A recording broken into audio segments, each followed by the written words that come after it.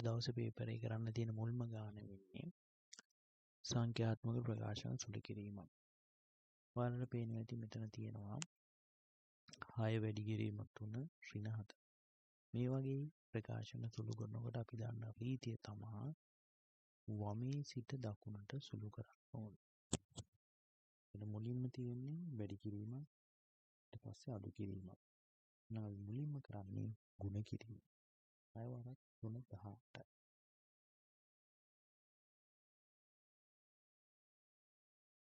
ඊට පස්සේ අඩු කිරීම 7. එහෙනම් මේකේ පිළිතුර ගන්නේ 18න් 4ක් අඩු කරාම 14යි. ඊළඟ ගාන. පහත භාග ආරෝහණ පිළිවෙලට ලියන්න. ඒ කියන්නේ කුඩා එකේ ඉඳලා ලොකු එකට. මෙතන තියෙන භාග මොනවද බලමු.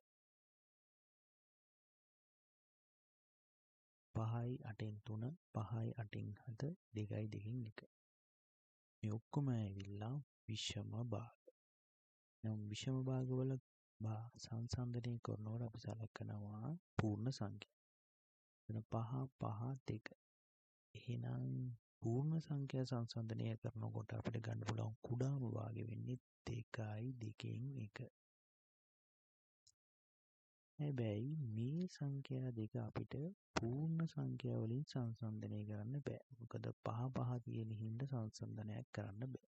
ඒ හින්දා අපි මේකේ භාග සංඛ්‍යා බලනවා කොහොමද සංසන්දනය කරන්නේ කියලා. 8න් 3 8න් 7.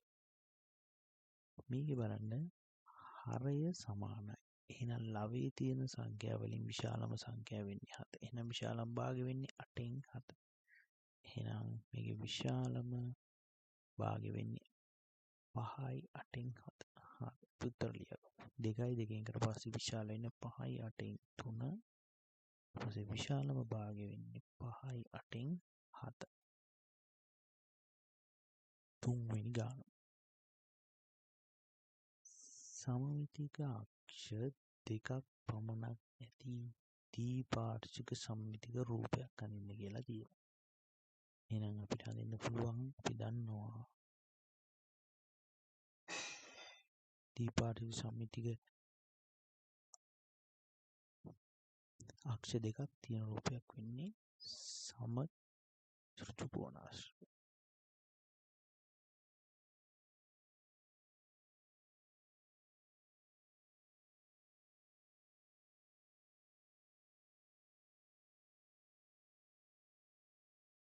මෙන්න මෙහෙම එකක් සමමිතික අක්ෂයක් වෙනවා. මෙන්න මෙහෙම එක සමමිතික අක්ෂයක්.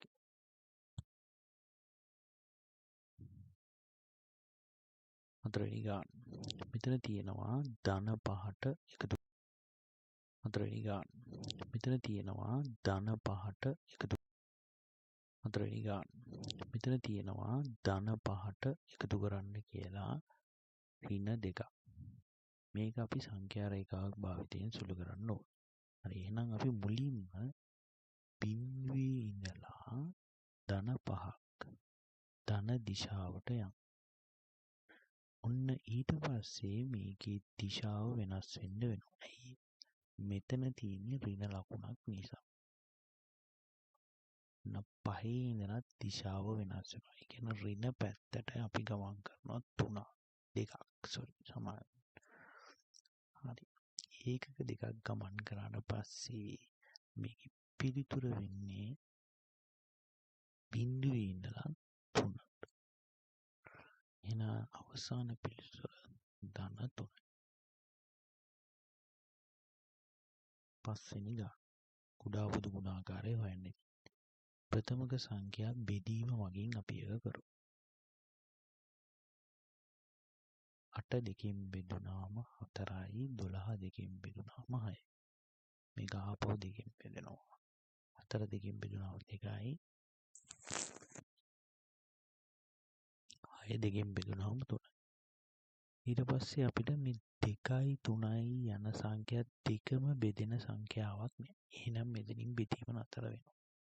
එහෙනම් අපිට ගන්න වෙන්නේ මේකේ කුඩා පොදු ගුණාකාරය ගන්න මේ 2 මේ දෙක මෙතන ඉතිරි දෙක මෙන්න මෙතන ඉතිරි 3. හරි අපි බලමු ක්ලියර්. 2යි මෙන්න මේ දෙක වැඩි කිරීමත් එක මෙතන තියෙනවා. මෙතන ඉතිරි 2යි 3යි සංඛ්‍යා දෙක. 2යි 3.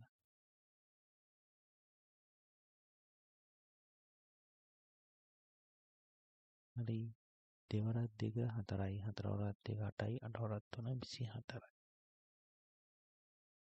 මම හිතනවා පැහැදිලි ඇති කියලා. 6 වෙනි ගාන රූපී පරිමිතිය සොයන්න.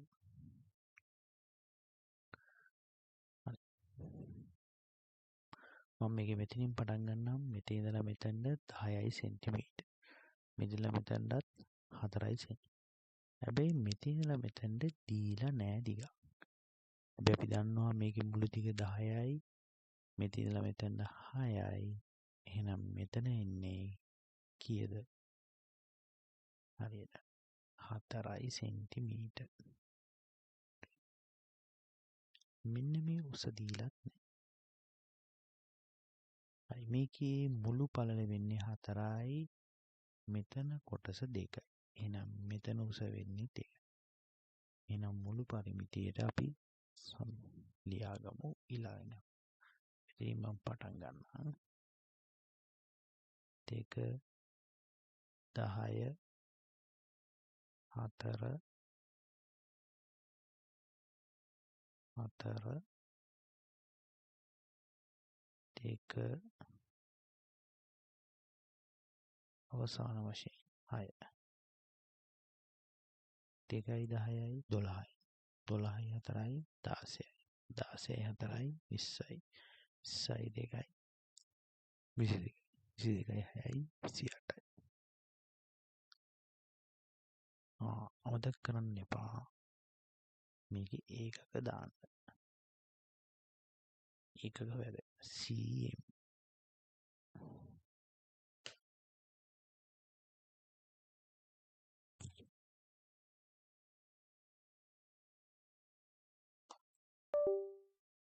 හත්වෙනි ගානේ විදිහට අපිට තියෙන්නේ අක්ෂර 135ක කෝණයක් කෝණමානීය භාවිතයෙන් අඳගන්න. හරි මම මුලින්ම කරන්නේ සරල රේඛාවක් ඇඳ ගන්නවා මේ වගේ. ඒ සරල රේඛාව මත ලක්ෂයක් ඇඳ ගන්න. දැන් ඒ ලක්ෂ්‍ය මතට මම ගේනවා මගේ කෝණමාන. හරි ඊට පස්සේ ලක්ෂ්‍ය තියෙනවා ඔයාලට පේනවා මෙතන බිඳුවෙන් පටන් ගන්න. 10 20 30 40 50 60 70 80 90 110 ඔන්න ළඟයි 120 130 135 මෙන්න මෙතන 130යි ලකුණු කරගත්තා.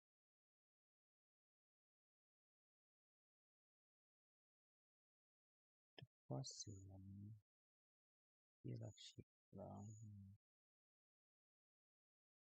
නේද අංශ 135 කෝණය ඇඳගෙන ඉවරයි.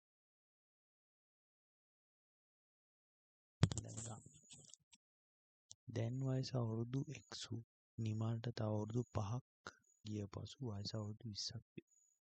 ඉහත ප්‍රකාශය සඳහා වීජීය සමීකරණයක් ගොඩනගන්න. හරි අපි ලියමු. දැන් වයස x තව අවුරුදු 5ක් යන. එතකොට මෙයාගේ වයස වෙන්නේ අවුරුදු 20යි. අපිට තියෙන්නේ වීජීය සමීකරණයක් ගොඩනගන්න කියලා විතරයි. සුළු කරන්න කියලා නෑ. එතකොට මේක වහම ඇති. 9 වෙනි ගාන 2.6 ලීටර් මිලිලීටර් වලට හරවන්න කියලා තියෙනවා. එතකොට මතක් වෙන්න ඕනේ යාලට ලීටර් එකක් මිලිලීටර් 1000යි කියන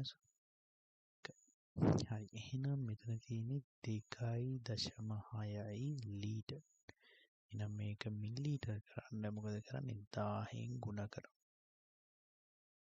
හරි 2.6 මෙතන තියෙන දශම ස්ථානය ගුණ වෙනවා 10. ඒ කියන්නේ දශම ස්ථාන 3ක් අපිට පැනලා යනවා මේ පැත්ත. දශම ස්ථාන 3ක්. 1යි 2යි 3යි දශම ස්ථානේ මෙතනට එන්නේ. දැන් මේ හිඩස් තියෙන තැන් වලට බිංදු දාගන්න. කියන උත්තරේ වෙන්නේ 2600යි මිලිලීටර්.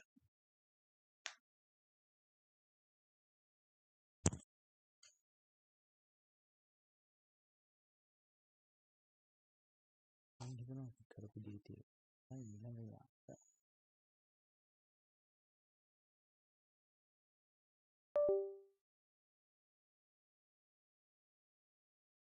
හරි මේ ප්‍රශ්න පත්‍රයේ 10 වෙනි ගාන විදියට ඇවිල්ලා තියෙන්නේ සමීකරණයක් විසඳන්න. හරි බලමු අපි ඒක කොහොමද විසඳන්නේ කියලා. 2x ඍණ 3 සමානයි 5. x තනි කරගන්න ඕන. සුළු කරන්න ඕන. ඒ හින්දා අපි කරන්නේ මේ අඩු වෙලා තියෙන 3 නැති කරගන්න මොකද කරන්නේ මේක ගේනවා සමාන ලකුණෙන් මේ පැත්ත. එතකොට ධන 3 වෙනවා. එතන ධන 5ක් තියෙනවා. හරි. 2x ධන 5යි ධන 3යි 8යි. දැන් x තනි කරගන්න ඕනේ. මේ x එකත් එක්ක මේ තියෙන දෙක මැදින් ಗುಣ වෙලා තියෙනවා. එතකොට අපි මේ ಗುಣ කිරීම නැති කරන්න මොකද කරන්නේ? බෙදීම දාර ගන්න ඕන. බෙදීම 2. මේ පැත්තම මම 2කින් බෙදනවා. 2ට 2 8ට 2 7. නම් අවසාන පිළිතුර x සමානයි 4යි.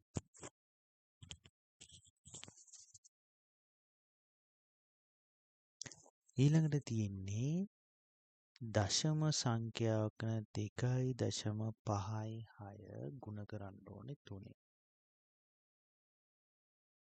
බලමු. 3 වරක් 6 18යි. එකක් ඉතුරු. 3 වරක් 5 15යි 15යි 1යි 16යි. එකක් ඉතුරු. 3 වරක් 2 6යි 6යි 1යි 7යි. ඔන්න ගුණ කරගෙන මං ඉවරයි. දැන් මෙතන ප්‍රධානම දේ තමයි දශම ස්ථානයේ තියෙන තැන.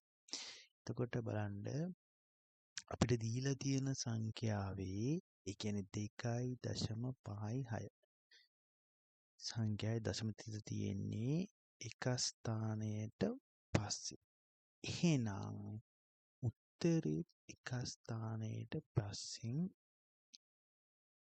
දශම ස්ථානයේ තියන්න ඕන. දැන් උත්තරේ වෙන්නේ 7.68.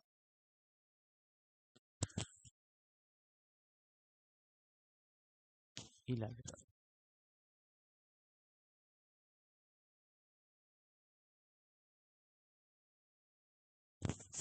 12 වෙනි ගාන 2025 වර්ෂයේ අයති දශකය හාසිය වසර. දශකය කියලා කියන්නේ අවුරුදු 10කට තමයි දශකය කියලා කියන්නේ. ඔකටිය 10 7 වසරේ පළවෙනි වාරයට මේක ඉගෙන ගන්නවා. හරි. එහෙනම් අපි කොහොමද මේකේ දශකය හොයන්නේ? අපි මුලින්ම මෙහෙම ගන්න. TAT ටිකත් බලාගෙන ඉමු. 0.10 අපි පටන් ගන්න කාලේ. මේකට කියනවා පළමු දශකය කියලා. ඊට පස්සේ පළවෙනි අවුරුදු 10 ගෙවිලා ඉවරයි. ඊට පස්සේ 11 වෙනි අවුරුද්දයි 20 වෙනි අවුරුද්ද. එතනද කියනවා දෙවෙනි දශකය කියලා. ඊට පස්සේ 21 වර්ෂයේ ඉඳලා 30 දක්වා තුන්වෙනි දශකය කියලා. හරි. 10න් 10ට එන්නේ. හරි. දැන් අපි බලමු 2025 කියන එකේ කොහොමද 2025 කියන අවුරුද්ද තියෙන්නේ මොන 10 ගුණාකාරය ඇතුළේ. එතකොට අපි බලන්න ඕනේ මේ අන්තිමේට මේ 1.10 2.0 3.0 ඔක්කොම අවසානයේ බිඳුව වෙලා තියෙනවා. එහෙනම් මෙතනත් අපි 2025ට දෙපැත්තේ තියෙන 10 සංඛ්‍යා මොනවද කියලා බලන්න. 2025ට වඩා වැඩි 10 සංඛ්‍යාව වෙන්නේ 2030. එහෙනම් ඊට වඩා අඩු එක වෙන්නේ 2020. හැබැයි මේක පටන් ගන්නෙ 2021. පේනවනේ හැම වෙලෙම එකේ ඉලක්කම පහළට ඇවිල්ලා 2020. එහෙනම් මෙතන ඔයාලට පේන්න ඕනේ මෙතන පළවෙනි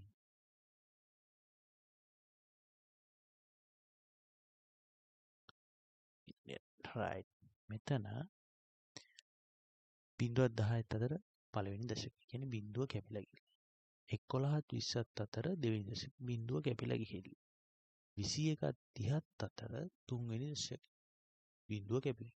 එහෙනම් 2021යි 2030යි අතර දශකය ගන්න ගියාම මේ බිඳුව කපනවා. එන කීයද? 203 වෙනි දශකය. එහෙනම් මෙතන එන්නේ 203. මං හිතනවා තව ඔයාලට පැහැදිලි කියලා. මොනවා හරි පැහැදිලිවක් තියෙනවා නම් කමෙන්ට් සෙක්ෂන් එකේ කමෙන්ට් කරන්න. අපි තව වැඩිපුර දැනගන්න වෙනම නෝට් එකකිනුයි වීඩියෝ එකකිනුයි ඔයාලට ගේන්න බලාපොරොත්තු වෙනවා. හරි සියවස.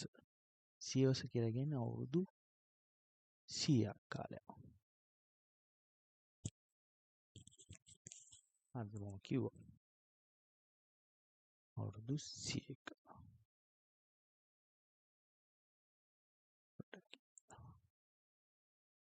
සරි 100 බලමු.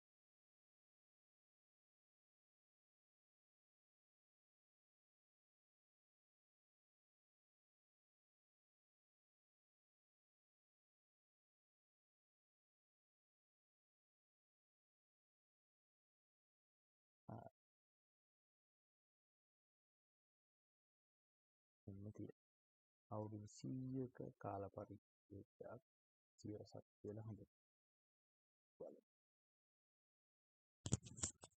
මේකෙත් අර වගේම තමයි බිඳුවත් 100ත් අතර පළවෙනි සියවස 101ත් 200ත් අතර දෙවන සියවස ඊට පස්සේ 201ත් 300ත් අතර තුන්වෙනි සියවස. දැන් බලමු 2025 ඉති වෙන්නේ මොන සියවසරද කියලා. ඒ කියන්නේ 2025 තියෙන අවුරුද්ද මොන සියයේ ගොඩවල් අතරද තියෙන්නේ කියලා බලන්න. එහෙනම් 2025ට වඩා වැඩි 100 මොකක්ද? 2100. එහෙනම් මේක පටන් ගන්නේ 2000න්.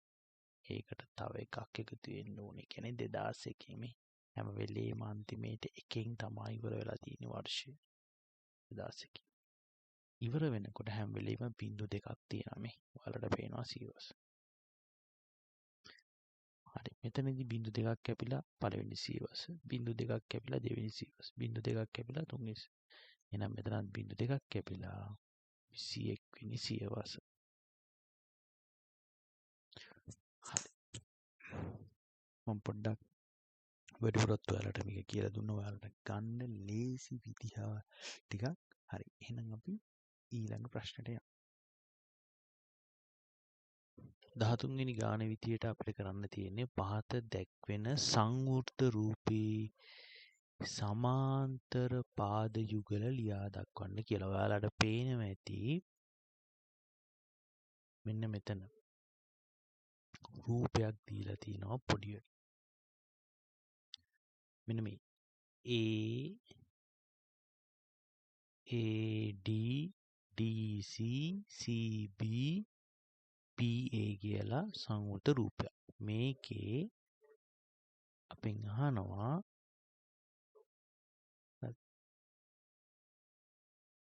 සමාන්තර පාද යුගල හොයන්න කියලා. දැන් ඔයාලට දන්නවා මෙතන මේ E හිසක් මෙතනත් E හිසක් දක්වලා තියෙන්නේ සමාන්තර බව අඟවන්න කියලා. හරි? එහෙනම් අපිට මේකේ උත්තරේ විදිහට ලියන්න පුළුවන් AD පාදය සමාන්තරයි BC පාදයට කියලා. හරි 14 වෙනි ප්‍රශ්නේ. P සමානයි සඟල වරහන් ඇතුලේ 2 සිට 10 දක්වා ඉරට්ටේ සංඛ්‍යා. හරි අපි දන්නවා මොනවද ඉරට්ටේ සංඛ්‍යා කියලා. අවයව සඟල වරහන් තුල ලිවීමෙන් P කුලකයේ ලියා දක්වන්න කියනවා. හරි අපි බලමු. P සමානයි සඟල වරහන් ඇතුලේ තම අවයව ලියන්නේ. එතකොට 2 4 6 8 10 ඔන්න අපි ඉරට්ටේ සංඛ්‍යා ටික සඟල වරහන්ට ලියයි. හරි ඊළඟට තියෙන්නේ 15. අරය පහවන වෘත්තයක විස්කම්භයේ දිගස. අපිට අරය දීලා තියෙනවා 5යි කියලා. දැන් හොයන්න කියන්නේ විස්කම්භයේ දිග. හරි අපි වෘත්තයක් ඇඳගමු.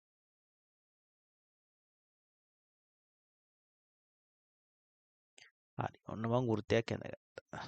ඔන්න මම කේන්ද්‍රයේ ලකුණු කරා. ඔන්න මම අරය ගත්තා. අරය 5 සෙන්ටිමීටර්. අපි දන්නවා විස්කම්භය කියන්නේ අරය වගේ දෙගුණයක්. කියන්නේ අරයවල් දෙකක් තමයි විස්කම්භය කියන්නේ. මෙන්න මේ විදිහට. එතකොට මෙතන විස්කම්භය වෙන්නේ 10යි සෙන්ටිමීටර්.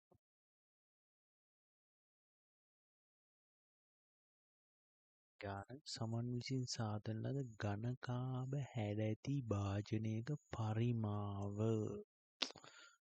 පරිමාව ඝන සෙන්ටිමීටර් 200ක් බව සමන් පවසයි. එහි දිග 8යි පළල 5යි නම් උස කීයද කියලා අහන්නේ. අපි දන්නවා පරිමාව කියලා කියනකොට පරිමාව සමාන වෙන්නේ දිග වැඩි කිරීම පළල උසට. මේකේ පරිමාව වෙනවා ඝන සෙන්ටිමීටර් 2000ක් දිග 8යි පළල 5යි උස දන්නේ තියෙන x කියලා දාගන්න. එතකොට 200යි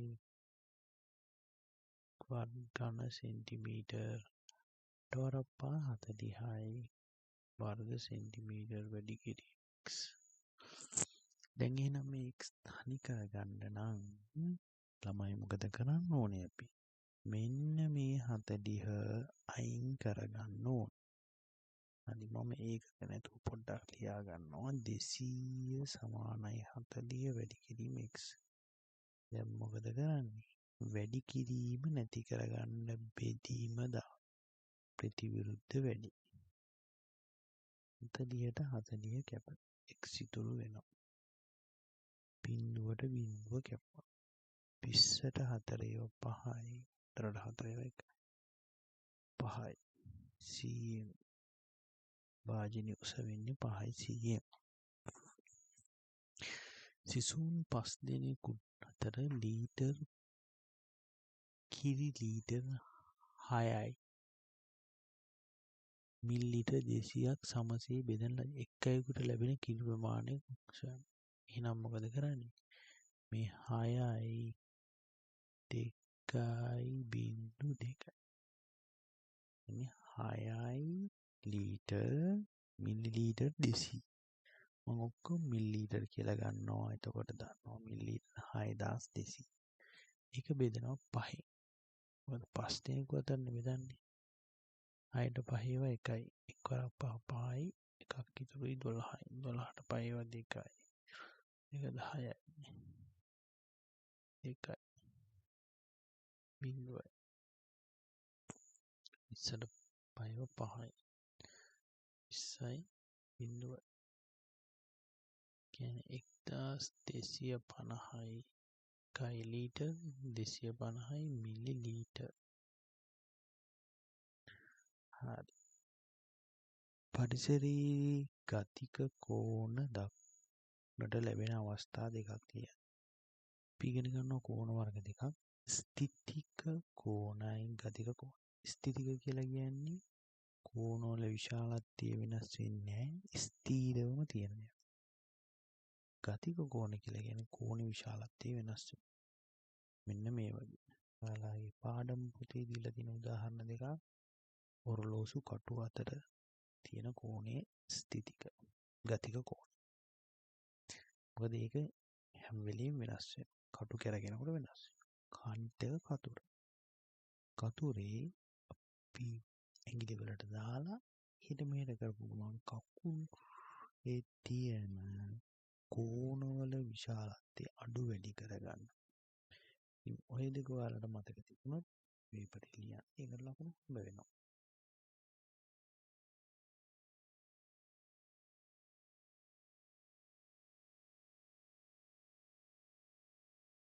දහනම් වෙනි ගාන 6 12 15 යන සංඛ්‍යා තුනම බෙදෙන සංඛ්‍යාවක් හොයාගන්න ඕනේ. ඇයි?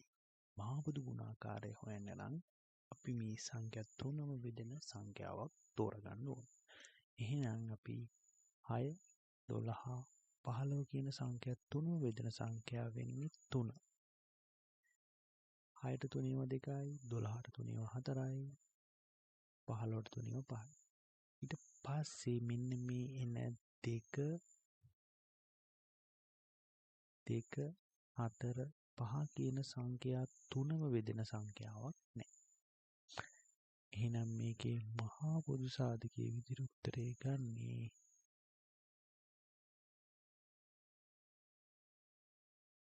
3.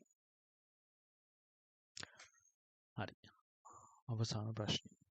මේකේ තියෙන 24 පාද ප්‍රථමක සංඛ්‍යා වූ අන්න මතක් වෙන්න ඕන මොනවාද ප්‍රථමක සංඛ්‍යා කියලා. බලවල ගුණිතයක්. බලවල ගුණිතයක් විදිහට ලියන්න කියලා. හරි. ඔය මොනවා කරන්නත් කලින් අපි කරන්න ඕනේ මේකේ මොනවද තියෙන ප්‍රථමක සාධක කියලා හොයන්න. 24 ලියාගෙන ප්‍රථමක සංඛ්‍යා වලින් බෙදාගෙන යනවා. 24 දෙකෙන් බෙදුවාම 12. 12 දෙකෙන් බෙදුවාම 6යි. 6 දෙකෙන් බෙදුවාම 3යි.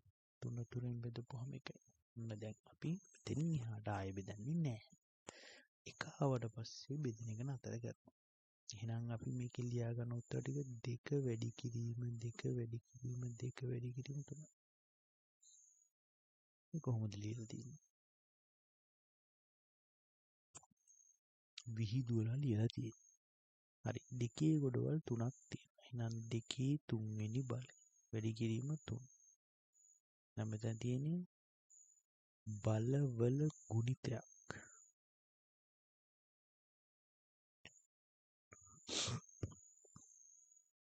හරි. එහෙනම් අපි ප්‍රශ්න 20ට උත්තර ලියලා ඉවරයි. අපි එහෙනම් ඉක්මනට යන්න දෙවෙනි කොටසට. 19 වෙනි ගාන 6 12 15 යන සංඛ්‍යා තුනම බෙදෙන සංඛ්‍යාවක් හොයාගන්න ඕනේ. ඇයි? මහා පොදු ගුණාකාරය හොයන්න නම් අපි මේ සංඛ්‍යා තුනම බෙදෙන සංඛ්‍යාවක් තෝරගන්න ඕනේ. එහෙනම් අපි 6 12 15 කියන සංඛ්‍යා තුනම බෙදෙන සංඛ්‍යාව වෙන්නේ 3. 6ට 3ව 2යි 12ට 3ව 4යි 15ට 3ව 5යි. ඊට පස්සේ මෙන්න මේ එන 2 4 5 කියන සංඛ්‍යා තුනම බෙදෙන සංඛ්‍යාවක් නැහැ. එහෙනම් මේකේ මහා පොදු සාධකයේ විදිහට උත්තරේ ගන්නේ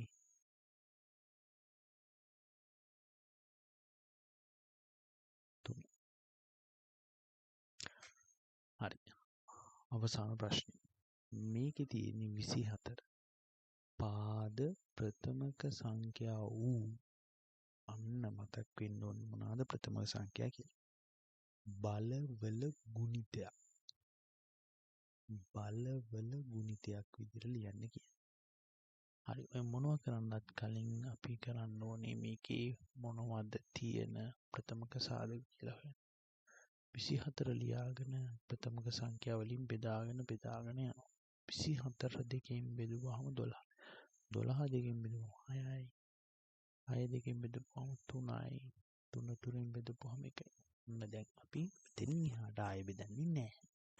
එක ආවට පස්සේ බෙදෙන එක නතර කරනවා.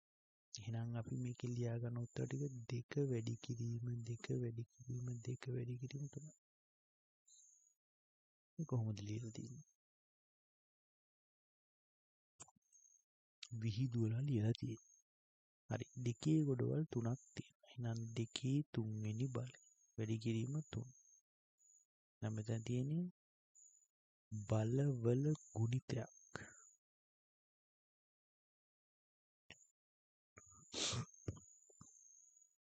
හරි. එහෙනම් අපි ප්‍රශ්න 20ට උත්තර ලියලා ඉවරයි. අපි එහෙනම් ඉක්මනට යමු දෙවෙනි කොටසට. දෙවෙනි කොටසේ ගණන් වලට උත්තර ලියන්න යන්න. හරි. මේකේ ප්‍රශ්න 7ක් දීලා තියෙනවා. ප්‍රශ්න 7න් පළවෙනි ප්‍රශ්න අනිවාර්යයි. තව ප්‍රශ්න එතකොට 4කට ලියන්න ඕනේ. එතකොට මුළු ප්‍රශ්න 5ක් ඔයාලා කම්ප්ලීට් කරන්න ඕනේ. හරි. පළවෙනි ප්‍රශ්න ලකුණු 16ක් ආවා. ඒක ඔයාලා තෝරගන්න ප්‍රශ්න 4ට ලකුණු 11 බැගින් තමයි හම්බෙන්නේ. හරි. එහෙනම් අපි මුලින්ම යමු පළවෙනි ප්‍රශ්නට කොහොමද උත්තර ලියන්නේ කියලා බලමු.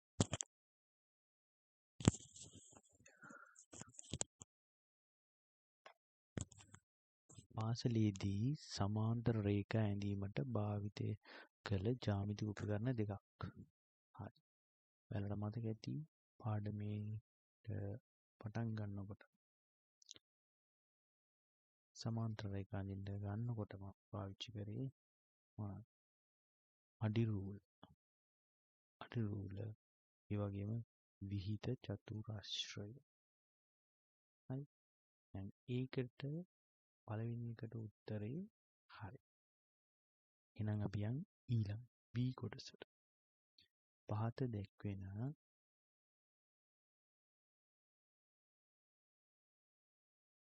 දිග 40යි. හරි. 40. පළල 30යි. ත්‍රිකෝණාශ්‍රයක් ඇතුලේ දිග 15ක් සමචතුරස්‍රයක්.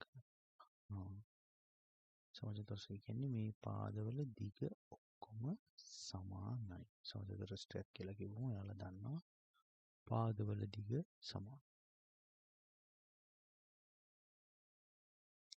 ඍජුකෝණාශ්‍රකාර ඉඩමේ වර්ගඵලය සයි. එහෙනම් අපි ඒකේ වර්ගඵලය හොයමු. කියන්නේ දිග වැඩි කිරීම පළල දිග කියන්නේ 40යි මීටර පළල 30යි. දැන් මේ ගුණ කරපුවාම වෙනවා 0.2 මම ඉස්සල්ලාම ලියලා. 4 වරක් 3 12යි. එහෙනම් වර්ග මීටර 1200යි. සමචතුරස්‍රාකාර කොටසේ වර්ගඵලය. ඒකෙත් එහෙමයි දිග වැඩි කිරීම පළල. ඒ කියන්නේ 15 වැඩි කිරීම 15.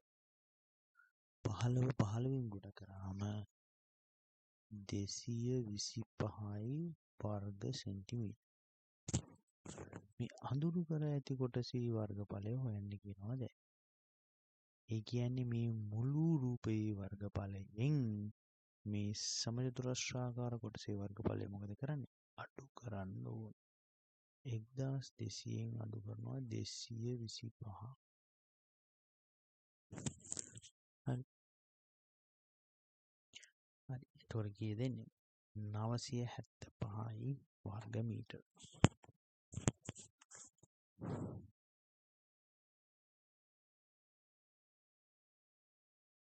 මේ ඉඩමේ පරිමිතිය සෑහෙන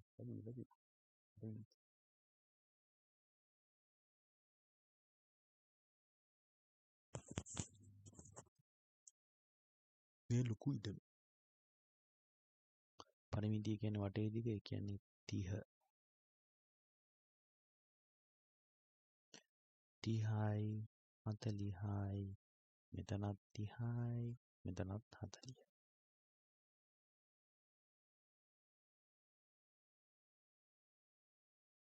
40යි 30යි 40යි. යෙදෙන්නේ 140යි මීටර් වටේම දිග. ඉඩම වටා මීටර් 2.2 කණු සිටුවීමට තීරණය කරයි. නම් අවශ්‍ය කම්බි කණු ගණන වටේම කණු ගහන්න යන මෙහෙම කණු කණුවක් දෙකක අතර දුර මීටර් 2කින් දෙකට ගහන්න. එහෙනම් මෙතන මුළු දුර තියෙනවා 140ක්. 140 දෙකෙන් බෙදෙන්න ඕන. ඉවර කියද? 70.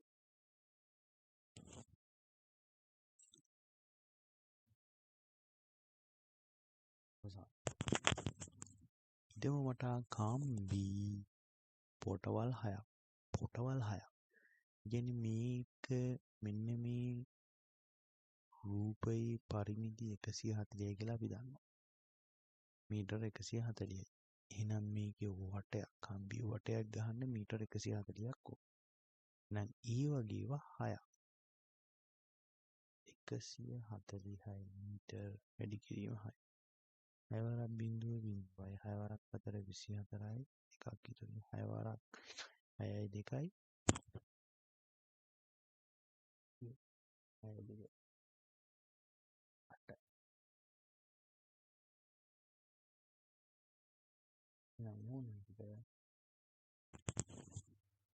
කම්බි දිග 840 මීටර්.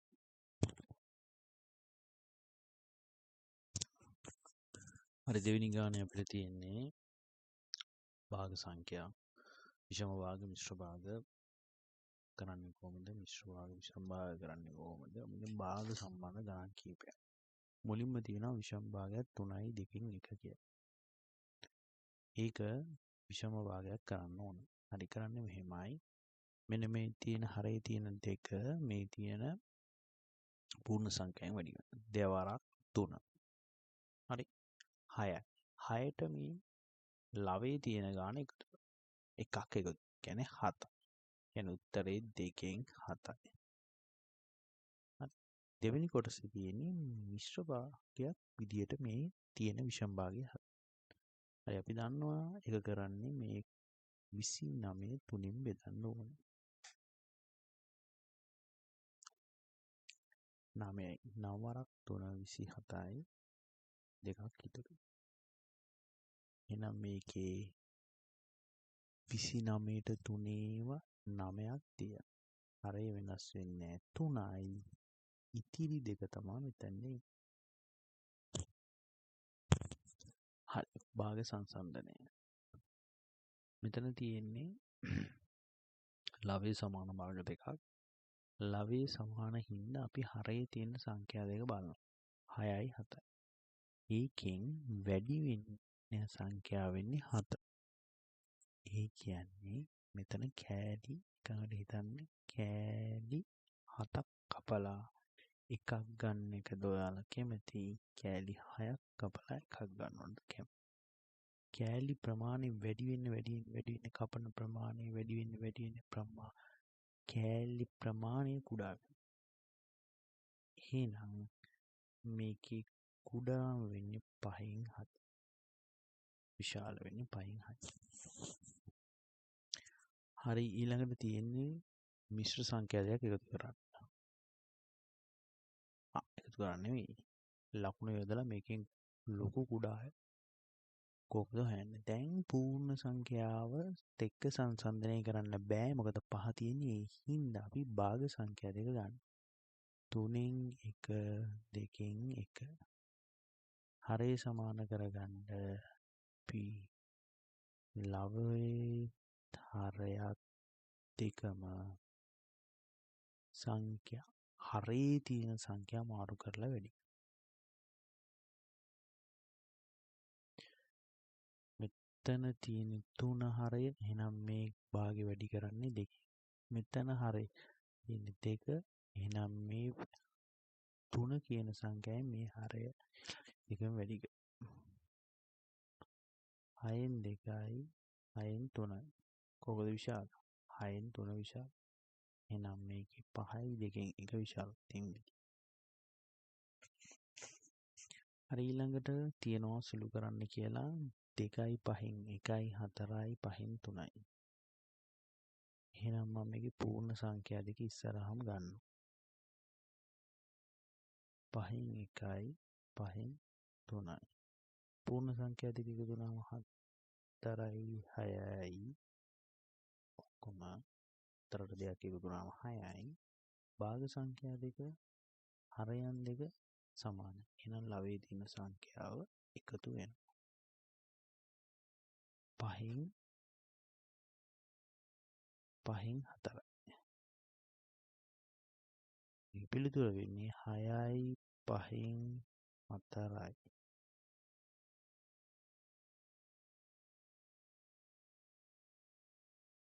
6යි 5න් 4යි. හරි ඊළඟ ගානට යමු. අඩු කිරීමේදී. අඩු කිරීමේදී වෙන්නේ එකතු කරනකොටම තියෙන සිද්ධියම තමයි. හරි බලමු.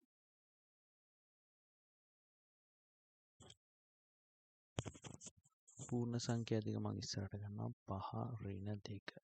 ඊට පස්සේ 8න් 5යි අඩු කිරීම 4න් 1යි. 5න් 2ක් ගියාම 3යි. 8න් 5යි 4න් 1යි. හරේ ලවයේ සමාන කරන්නේ 2කින් වැඩි කරනවා. 3යි 8න් 5යි අඩු කිරීම 8න් 2යි. 3යි 8යි 5න් 3යි 5න් 2ක් ගියාම 3යි. එහෙනම් පරිවෙන්නේ 3යි 8න් 3යි. ඊළඟට අවසාන කොටස 1.5 මීටර් බැගින් වූ රිබන් පටි කැබලි 8ක් සිතුමිණිට අවශ්‍ය වී ඇත. මෙලදී ගත යුතු රිබන් පටියේ මුළු දිග කුමක්ද? කියන්නේ 1.25ක් රිබන් පටි 8ක්.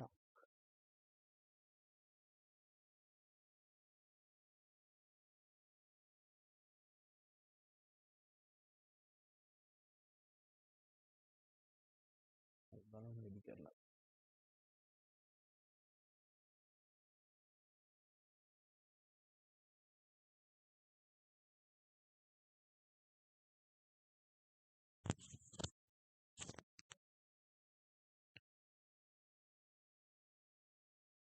අටවරක් 5 40යි තරක් ඉතුරුයි.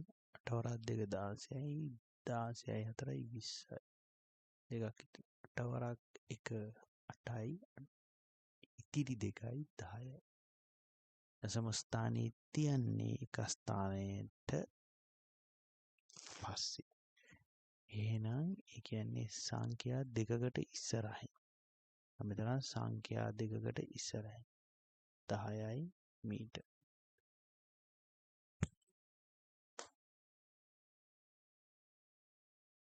හරේ 5යි 100ම වෘත්තයක් අඳින්න ඒ කේන්ද්‍රය O ලෙස නම්. හරි. මම මෙතන දැනට කව කටුවක් පාවිච්චි කරන්නේ නෑ මේක අරට පෙන්වන්න. ඒකට ගන්න මම මෙතන මේ ටූල් එකේම තියෙන වෘත්තයක්. ඒ වුණාට කට්ටිය අඳින්න ඕනේ කව කටුවක් පාවිච්චි කරලා. ඒ කව කටුවට සෙන්ටිමීටර් 5ක දුරක් මුලින්ම රූලෙන් ගන්න ඕනේ. අරගෙන තමයි මේ වෘත්තය අඳින්න පටන් ගන්න. හරි. වෘත්තය හරියනද තමයි කේන්දරය O කියලා ගන්න. ඒකට මෙතන කේන්ද්‍රයේ ඉඳලා වෘත්තයට තියෙන දුර 5යි 100යි.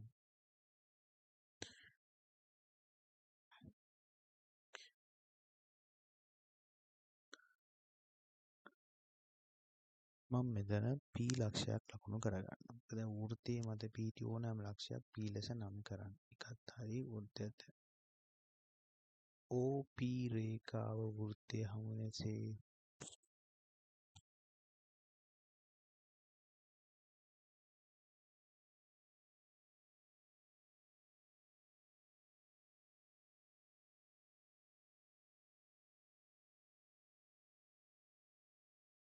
තුන්වෙනි කොටස.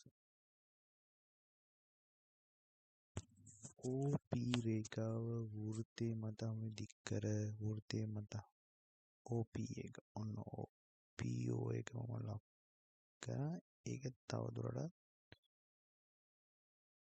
ඇඳා මේ පැත්ත දික් කරා. එතකොට මෙතන තමයි Q කියලා ඉන්නේ. PQ රේඛාවේ දිග. දැන් ඔකට දැනගන්න ඕනේ OP කියන්නේ අරය, PQ කියලා කියන්නේ විශ්කම්භය. ඒ කියන්නේ අරය වගේ දෙගුණයක්. එහෙනම් මෙතන අරය වැඩි කිරීම 2 ඔයාලා මැනලා ලියන්න ඕනේ. හරි. PQ රේඛාව හඳුන්වන නවකත. විශ්කම්භය කියලා කියන්නේ PQ.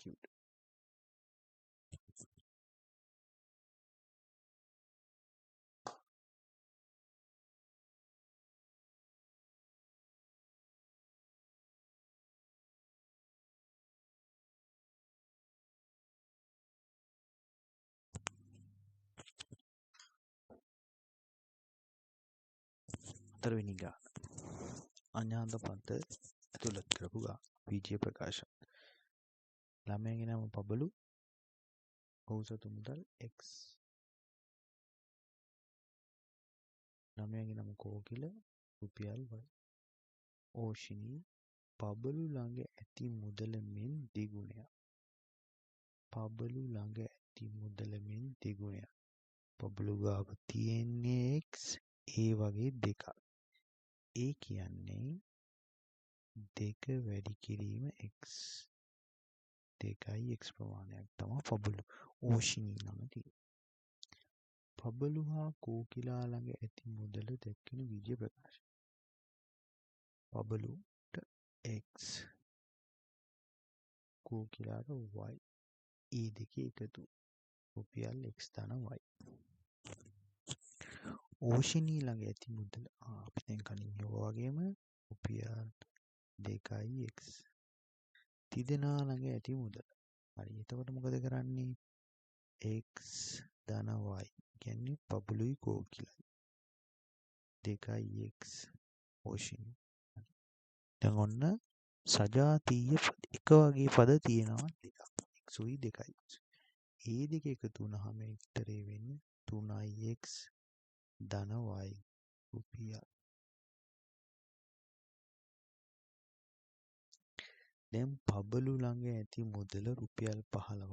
කෝකිලා ළඟ ඇති මුදල 12ක් නම් තිදෙනා ළඟ ඇති මුදල. හරි. එහෙනම් අපි දන්නවා තුන් දෙනාගේම ළඟ මුදල 3ix ධන y. 3ix ඒ කියන්නේ පබලු ළඟ ඇති මුදල කීයද? 15යි. y කියන්නේ 12යි.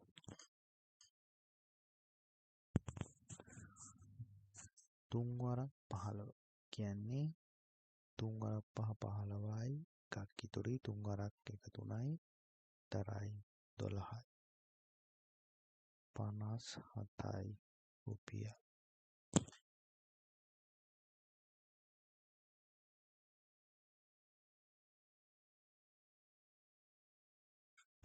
හරි. B කොටස සුළු කරන්න.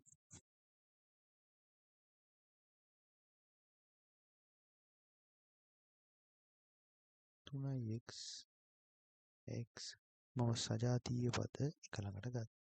5y 2y 3x ධන x කියන්නේ 4x y 2y 5y කියලා කියන්නේ මේ දෙක එකතු වුණාම 7y.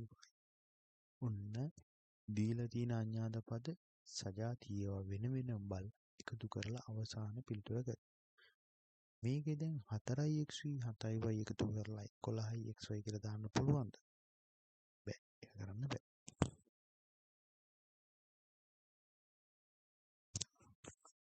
හරි. දෙවෙනි ගානේ අපිට තියෙන්නේ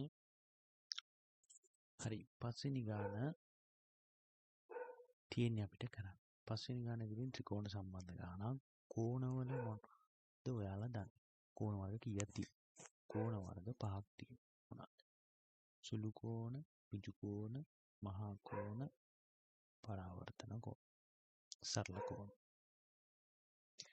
අන්නේ කෝණ සම්බන්ධ කරලා මෙන්න මේ ත්‍රිකෝණ වර්ග තුන මොනවද කියලා ලියන්න තියෙන්නේ. හරි. මුලින්ම බලමු මේ ත්‍රිකෝණේ මොනවද තියෙන කෝණ. ඍජු කෝණය. එහෙනම් මේක ඍජු කෝණික ත්‍රිකෝණය. මේක ඍජු කෝණයට වඩා විශාලත්වයෙන් වැඩි. මහා කෝණ.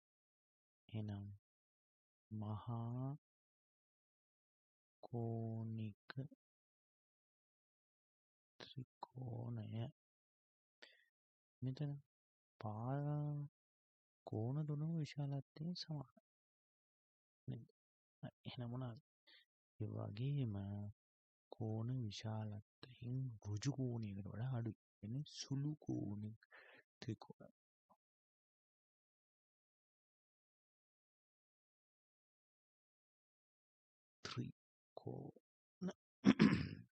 හරි. ඊට පස්සේ තියෙනවා සවිදි බහුආශ්‍ර මොනවද කියලා. සවිදි කියලා කියන්නේ දිගින් සම සවි සමචතුරස්‍රය පාද හතරම දිගින් සම. පංචාශ්‍රය ෂඩාශ්‍රය සවිදි ෂඩාශ්‍රය සවිදි පංචාශ්‍රය පාද ඔක්කොම දිගින් සමානයි.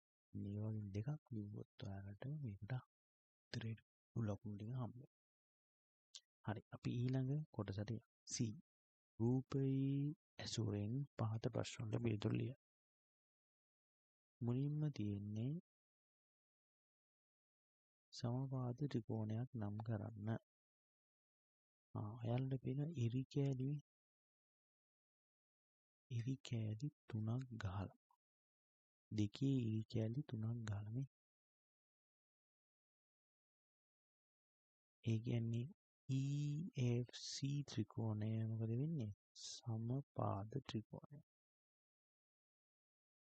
EFC ත්‍රිකෝණය. සමදීපාද ත්‍රිකෝණ දෙකක්. ඒ කියන්නේ පාද දෙකක් විතරක් සමාන. මේ බලන්න. මේ දෙක දිගින් සමානයි කියලා දීලා. එහෙනම් ECB ත්‍රිකෝණයයි මෙතනත් ඉරි කෑලි දෙකකින් මේ පාද දෙක සමානයි. කියන්නේ මේ DEටයි DBටයි සමානයි. එහෙනම් මෙතන මෙන්න මේ කියන ත්‍රිකෝණي ECB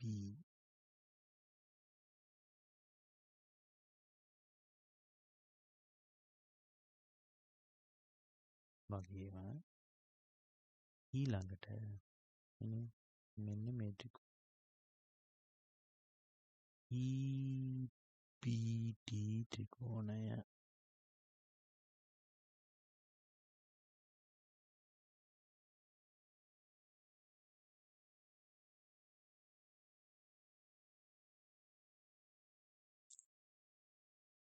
ඍජු කෝණික ත්‍රිකෝණයක් නම් කරන්න කියලා තියෙනවා. හරි. පද ඍජු කෝණික ත්‍රිකෝණ අංශක 90ක කෝණයක් තියෙනවා. මේ තියෙන්නේ.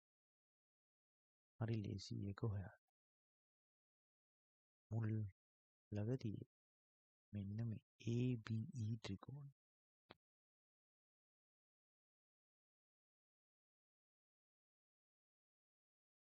හරි. ඊළඟට අපිට තියෙනවා උත්තල බහුආශ්‍රයක් නම් කරන්න. ඒ වගේම අවතල බහුආශ්‍රයක් නම් කරන්න. අපි බලමු මේ උත්තල අවතල කියන එකේ වෙනස මොකක්ද කියලා. මෙන්න බලන්න. උත්තල බහුආශ්‍රයක එක් කෝණයක් වත් පරාවර්තන කෝණයක් නොව උත්තල බහුආශ්‍රයක. හරි. එහෙනම් බලමු අපි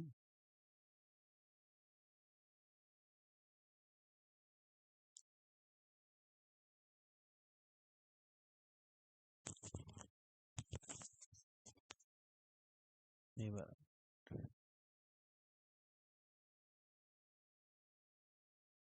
EDBC DBC.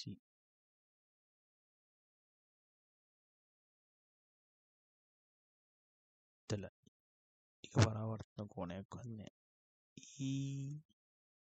EDBC චතුරස්‍රය.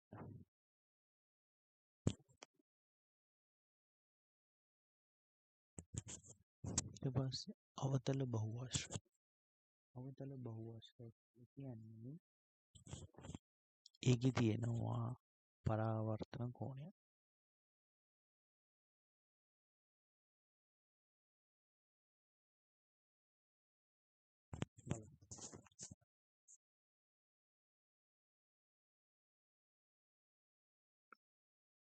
මෙන්න මේ හොඳට බලන්න.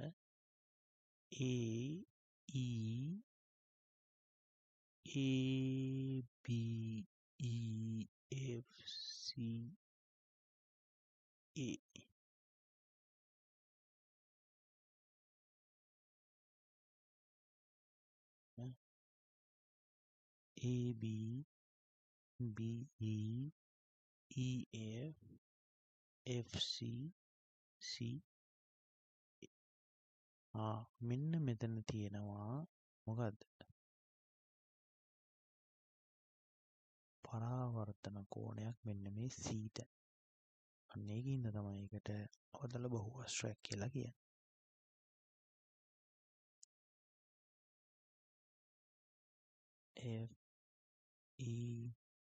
FEBAC.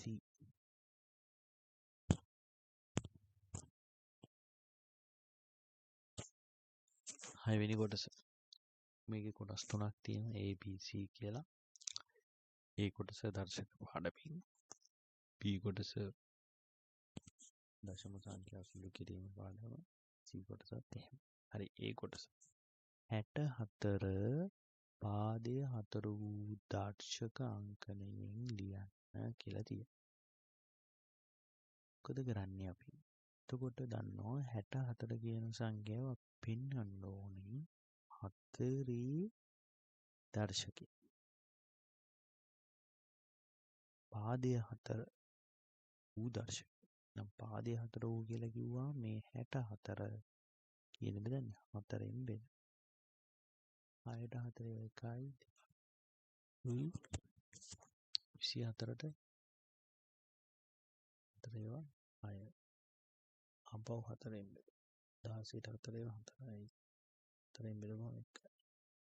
එහෙනම් 64 කියලා කියන්නේ 7 වැඩි කිරීම 4 4 කියන්නේ 4 3 බලයක්.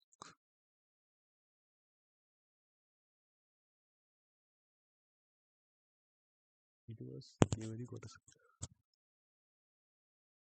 4x වර්ගය y. එක්ට දාන්න කියනවා 2. ඒ කියන්නේ 4 වැඩි කිරීම x වෙනුවට දානවා 2 වර්ගය. y ට දානවා 3. 4 2 වර්ගය කියන්නේ 4 3. 4 වරක් 4 16යි 16 වරක් 3 කීයද? 16 වරක් 3 කීයද? 48යි. මේකට උත්තරය වෙන්නේ 48යි.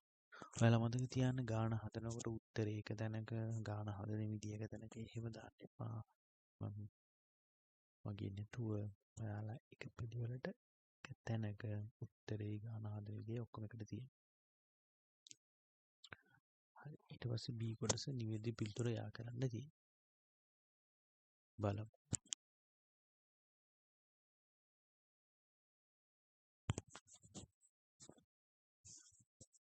පහයි දශම 7යි 3 වැඩි කිරීම 10. ගුණ කිරීමක් තියෙන.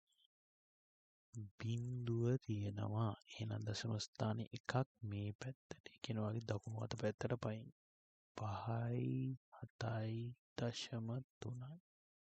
ඒ කියන්නේ පළවෙනි එක 10න් වැඩි කරාම ඉන්න ඕනේ 57යි දශම. හරි. ඊට පස්සේ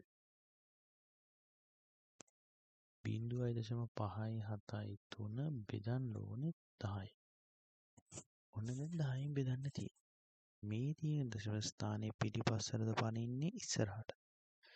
ඔයාලා පාඩම ඉගෙන ගන්නකොට මතක ඇති අපි කතා කරා මේකේ දශම ස්ථානේ පනින්න ඕනේ ඉස්සරහ.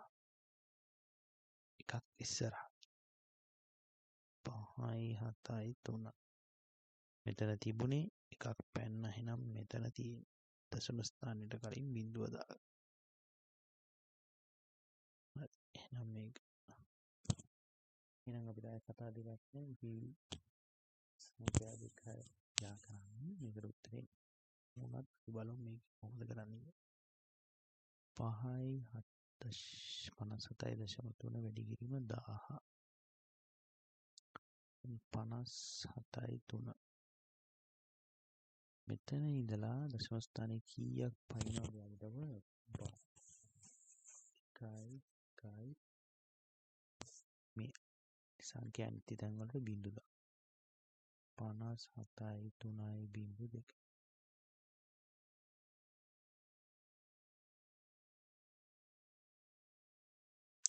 එක බිංදු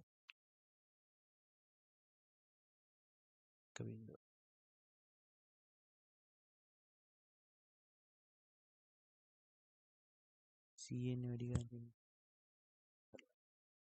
1000 මේ වැඩි කරන්න C එහෙනම් දශම ස්ථාන දෙකයි 57.3 එතන තිබුණේ 1යි 2යි එහෙනම් මේක උත්තරේ වෙන්නේ 5යි 7යි 3යි යන්නේ මෙන්න මේ සංඛ්‍යා හරි ඊළඟට දශම සංඛ්‍යා භාග සංඛ්‍යා විදිහට ලියන්න කියනවා 0.27 ඒ කියන්නේ මේක කීයෙන්ද බෙදලා තියෙන්නේ දශම ස්ථානයේ තියෙන්න ඕනේ සංඛ්‍යාවක අවසාන තැන නම් මෙතන තියෙන්න ඕන 27 තියෙන්නේ නැතුව හැබැයි දශම ස්ථාන කීයක් ඉස්සරහට කරනවද දෙකක් එහෙනම් මේක අනිවාර්යෙන් බෙදලා තියෙන්නේ 100 බිංදු දෙකක් තියෙන නිසා මේකත් බලන්න 0.5 මේක නම් පැනලා තියෙන්නේ අවසාන ඉලක්කමට කලින් කියන එක පාන නම් මේ 10න් බෙදන්න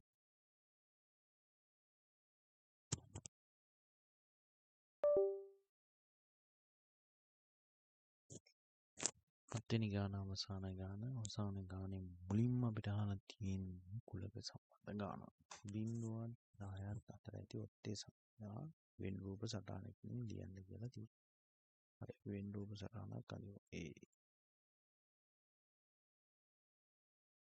වෙන් රූප සටහන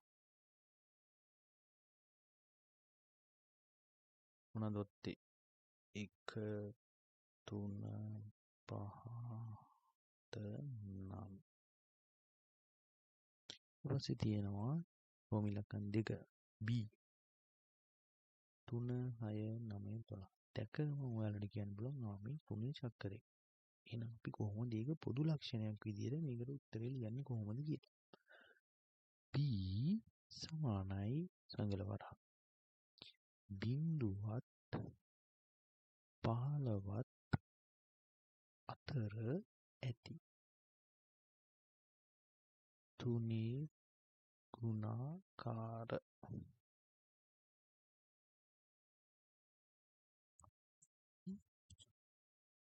ඊළඟට B 3750යි මිලිග්‍රෑම් ග්‍රෑම් කරන්න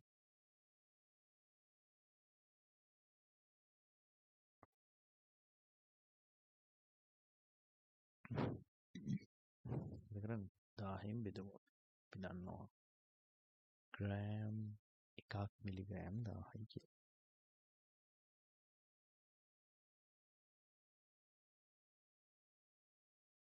බිංදු 3ක් යට තියෙනවා එහෙනම් දශම ස්ථාන 3ක් ඉස්සරහට පනින්න ඕනේ මෙන්න මේ උත්තරේ වෙන්නේ 3.75 බිංදුවයි කියන මෙතන උත්තරේ එන්නේ 3යි ග්‍රෑම් 750යි මිලිග්‍රෑම් විදිහට හරි ඊළඟට එකතු කරන්න තියෙන්නේ මිලිග්‍රෑම් ග්‍රෑම් ගන්න 0.5යි 5යි 12 5යි 7යි 12යි එකක් තුරුයි 8යි 2යි 10යි 10යි 11යි 1125යි. අපි එහෙම දාන්න පුළුවන් ති බෑ. 10ට වඩා එහෙනම් උපරිම 1000 තියෙනවා නම් තියන්න පුළුවන් උපරිම 1000යි නම් ඊට වඩා තියන්න බෑ. 1025 තියන්න බෑ. එහෙනම් තියන්න පුළුවන් 125යි තුරු 1000 ඉස්සරහට යනවා ග්‍රෑම් එකක් විදිහට. ග්‍රෑම් 13යි ග්‍රෑම් 10යි 1යි 12යි 13යි 13යි 10යි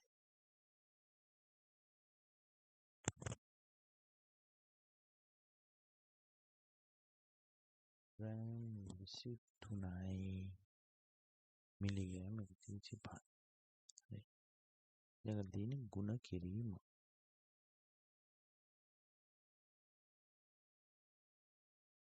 පසර බිඳුව පසර 5 5යි දෙකක් එකයි. පසරත් එක 10යි 10යි එකයි 12යි. 12 කියන්න පුළුවන් නේද?